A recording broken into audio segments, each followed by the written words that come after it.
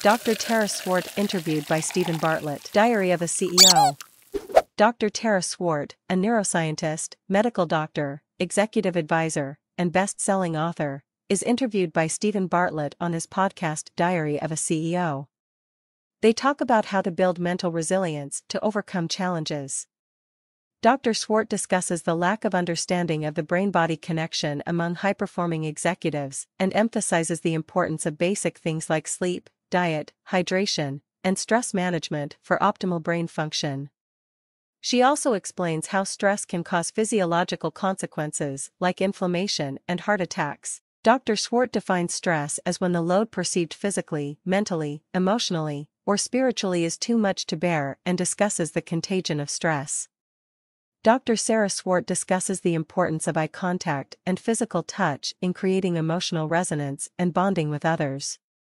She mentions the synchronization of menstrual cycles among women who live or work closely together as an example of invisible forces that can impact our bodies. She suggests looking into someone's left eye to trigger a bonding response and using physical touch, such as a handshake or hug, to encourage bonding.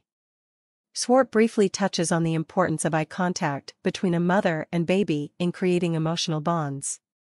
Steven and Sarah discuss behaviors that increase the release of oxytocin, a bonding chemical in the brain, such as eye contact, touch, laughing together, taking a bath, and massage. Shared emotional experiences also release oxytocin. Dr. Swart explains how women who interact physically closely can synchronize their menstrual cycles due to sex steroid hormones leaking out of their sweat. The alpha female in a group tends to lead this synchronization. Dr. Sarah Swart and Steven Bartlett then discusses how cortisol, a stress hormone, can also be contagious in a similar way. The main stress hormone, cortisol, affects both males and females, but its impact depends on where one is in the organizational hierarchy. Leaders' stress levels have a greater impact on others than their own stress levels.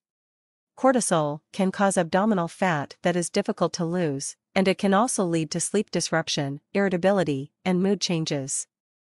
If someone is aware of their high cortisol levels, they can take steps to manage their stress and reduce its impact on themselves and others.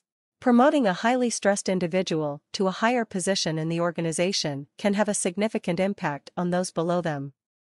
The conversation shifts to how stress can manifest in skin problems and suggests 2 ways to combat it: physical exercise and journaling. The importance of sleep is also emphasized, with the recommendation of getting 8 hours and 15 minutes of sleep to allow for the brain's cleaning process, known as the glymphatic system, to occur. This system flushes out toxins from the brain and takes 7 to 8 hours to complete, making it important to get enough restorative sleep. Dr. Swart then talks about the importance of sleep cycles and the position in which one sleeps. Sleeping on one side is recommended for the brain's cleansing process, and the author mentions using a special pillow for this purpose. She also touches on the history of sleep and co-sleeping, stating that co-sleeping is fundamental to our survival emotionally and spiritually. Dr. Swart also discusses the release of oxytocin during close proximity and how it can affect bonding. Dr. Swart has conducted experiments using HRV monitors to measure resilience during sleep. She encourages people to sleep together and cuddle as it is neuroprotective and helps with loneliness and disconnection. Dr. Swart then talks about the concept of resilience, both physical and psychological, and how it can be measured through heart rate variability. She then mentions intuition and how women may be more open to accepting it as a concept compared to men who may need scientific explanations. Intuition is a powerful decision-making tool that is often overlooked. It is the result of patterns and lessons learned throughout life that are stored in the nervous system, including the gut neurons. This is why intuition is sometimes referred to as gut instinct. Brain and body are intimately connected, and understanding this connection can help individuals tap into their intuition and even predict illness. Suppressing illness can lead to a weakened immune system, making individuals more susceptible to getting sick. Bartlett and Swart then shift to talk about the prolonged effects of the pandemic on mental health and the need for acknowledging and addressing them. Swart highlights the importance of challenging groupthink and questioning unusual symptoms, such as a cold lasting for more than a week.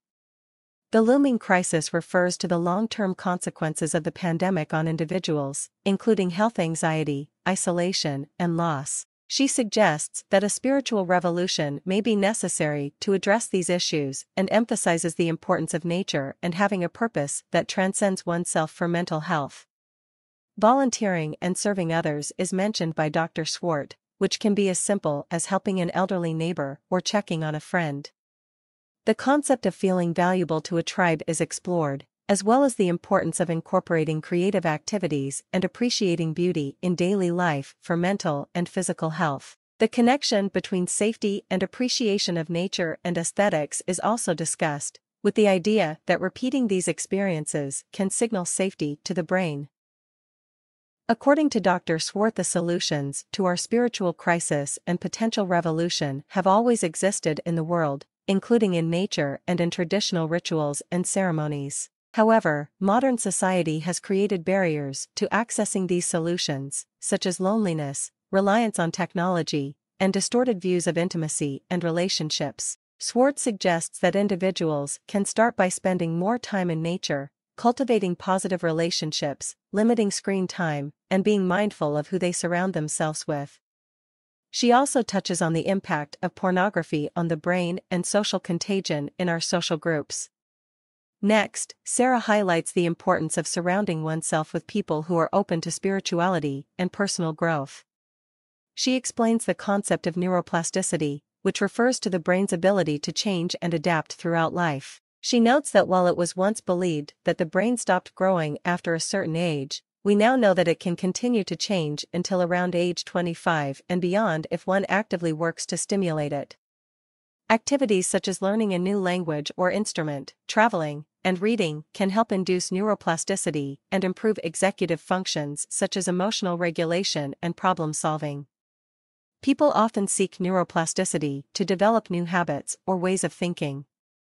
The discussion then shifts to the process of changing habits and behaviors that are not useful in someone's life. According to Dr. Swart, the first step is to become aware of the pattern, followed by focused attention on where and when the behavior occurs.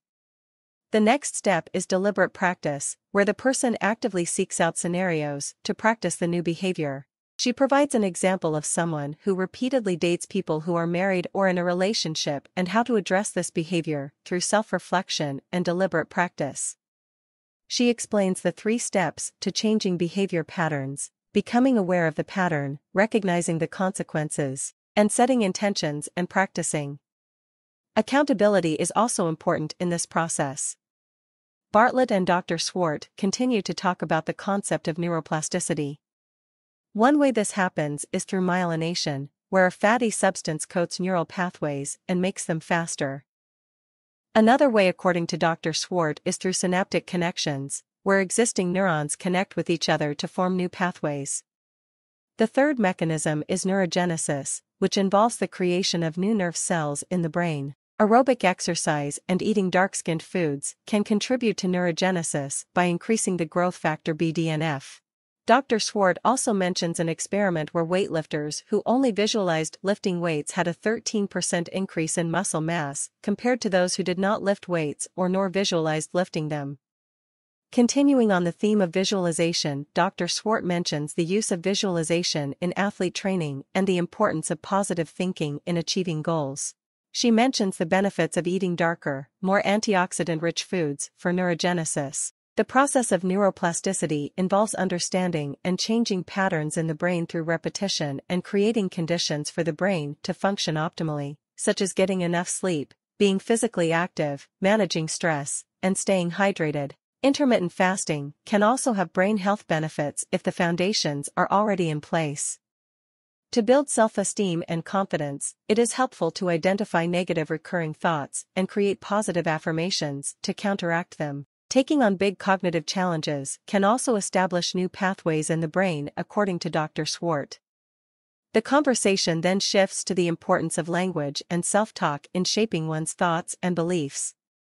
Dr. Sarah Swart explains that repeating positive statements to oneself can trick the brain into believing them, but it is important to focus on meaningful and realistic statements rather than shallow ones.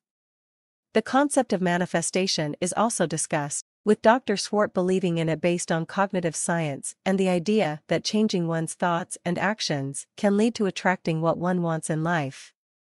However, she emphasizes that manifestation requires action and effort, not just positive thinking.